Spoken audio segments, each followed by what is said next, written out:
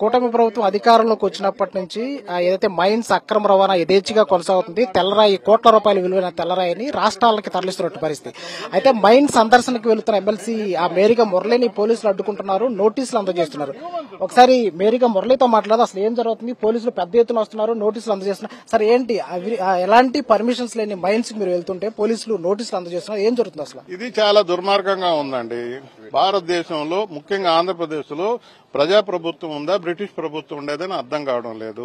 నిన్న వెళ్లి అంతకుముందు ఎన్నోసార్లు చెప్పాము మేము, ఆర్డీఓ సబ్ కలెక్టర్ గారికి చెప్పాము, మన concern law and order department చూస్తున్న డీఎస్పీ గారు కూడా చెప్పాము. నిన్న దీనికి సంబంధించిన కాగితాలన్నీ కూడా ఇచ్చాము.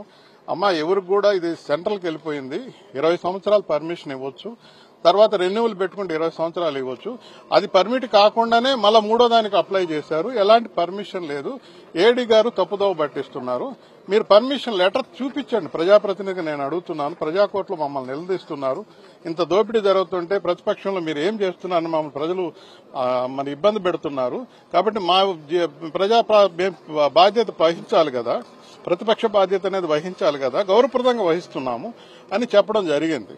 దాంతోపాటు ఏంటంటే విలేజెస్ లోకి వెళ్లి విలేజెస్ తో మాట్లాడడానికి ముందుకెళ్లడానికి పోతున్నాం.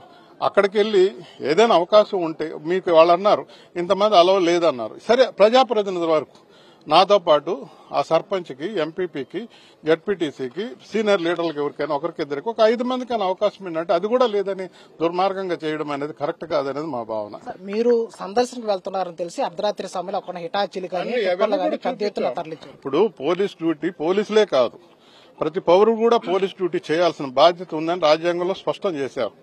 డ్రెస్ చేసుకున్నంత వరకు బాధ్యత ఎక్కువ ఉంటుంది. ప్రభుత్వ ధనాన్ని దుర్వినియోగంగా దోచేస్తుంటే ప్రతి పౌరుడు కూడా అడగొచ్చు. అదే బాధ్యతతో ముందుకు వెళ్తుంటే మీకు లేదు హక్కు అన్నట్టు ప్రవర్తిస్తుంది పోలీసు వ్యవస్థ. కానీ మేము ఎప్పుడు ధిక్కరించిపోయే మనస్తత్వం కాదు. వాళ్ళ దగ్గర నుంచి చెప్తున్నారు ఒక 2 రోజుల్లో మీరు ఇచ్చారు కదా, 2 రోజుల్లో మేము చేస్తామని అంటున్నారు. దాని మాట మనం అడుగుతున్నాం. డీఎస్పీ గారిని పిలవండి, పిలిస్తే ఆమె గాని మాట ఇస్తే మేము వెనక్కి వెళ్ళిపోతాం. ఎట్లా సార్ నెల్లూరుకు సంబంధించి నెల్లూరు ఎంపీ వేమిరెడ్డి ప్రభాకర్ రెడ్డి కావచ్చు, ఆయన ప్రధాన అర్చకుడు కావచ్చు, ఇక్కడికి వచ్చి ఇల్లీగల్ గా వాటి అక్రమ రవాణా చేస్తున్నారు. నేను చెప్పేది వాళ్ళ మీద మేము మాట్లాడడం లేదా. అసలు శ్రీనివాస మైనింగ్ ఆయనకి ఉందా లేదా, శ్రీనివాస్ మైనింగ్ అని ఆయనకి నీకు పర్మిట్ ఉందా లేదా అది చూపిమని అడుగుతున్నాము. ఏ టైం అంటే ఆ టైం, బ్లాస్టింగ్ కూడా ఒక టైం ఉంటుంది. ఆ టైం కాకుండా వాళ్ళు ఇష్టం వచ్చినట్టు చేస్తున్నారు. మూగజీవాలు చనిపోతున్నాయి, అవి మళ్ళా పూడ్చిపెట్టేస్తున్నారు. ఎక్కడ పూడ్చిపెట్ట ఏం పోవడం, పోయిందంటే ఒక పశువు లేదా ఒక మూగజీవి పోయిందంటే ఇంకా దాంట్లో పోయినట్టే లెక్క అనమాట. ఆ టైం మెయింటైన్ చేయడం లేదు. పోలీసులు మిమ్మల్ని అడ్డుకుంటున్నారు, మీరు మైన్స్ విజిట్ కి వెళ్తున్నారా లేదా? వెళ్ళేదానికే కదా మేము అందరం వచ్చింది. అందరూ కూడా ఇప్పుడు ఇక్కడ ఉండేవాళ్ళు అందరూ కూడా యూనిఫామ్ లేని పోలీసులు. ప్రభుత్వ ధనం దుర్వినియోగం అవుతుంది, అక్రంగా మరి తరలిచ్చేస్తున్నారని బాధ్యత కలిగిన పౌరుడంతా కలిసి నాతో పాటు రావడానికి వెళ్తున్నారు. సరే వాళ్ళంతా ఇబ్బంది చేస్తారని, వాళ్ళు లా అండ్ ఆర్డర్ ప్రాబ్లమ్స్ ఉంటుందని వాళ్ళు చెప్పారు. మేము దాన్ని సహకరిస్తున్నాం. కనీసం ప్రజాప్రతినిధి కన్నా అవకాశం ఇవ్వండి, మేము పోయి చూసుకొస్తాము. రేపు శాసనమండలిలో ప్రశ్న పెట్టి మాట్లాడన్నప్పుడు నాకు హక్కు ఉంది కదా, నేను చూడకుండా పోయి ఏం మాట్లాడతానంటే దానికి కూడా బ్రిటిష్ పనిలాగా మమ్మల్ని అడ్డం పెడుతున్నారు. నేను వాళ్ళకే మర్యాద ఇస్తాం. మీ దగ్గర నుంచి ఒక అష్యూరెన్స్ ఇవ్వండి, ఓ 2 రోజులు 3 రోజులు మేము తీసుకుని మేము చేస్తామని చెప్పండి. నిన్న ఆర్డీఓ గారిని కలిసాం, సబ్ కలెక్టర్ గారు కలిసాం. ఆయన మీరు పోయి చూడొచ్చు అని చెప్పన్నారు. మరి పోలీసు వాళ్ళు ఏందో అతి ఉత్సాహంతో మరి ఇబ్బంది పెట్టడం అనేది చాలా బాధేస్తా ఉంది.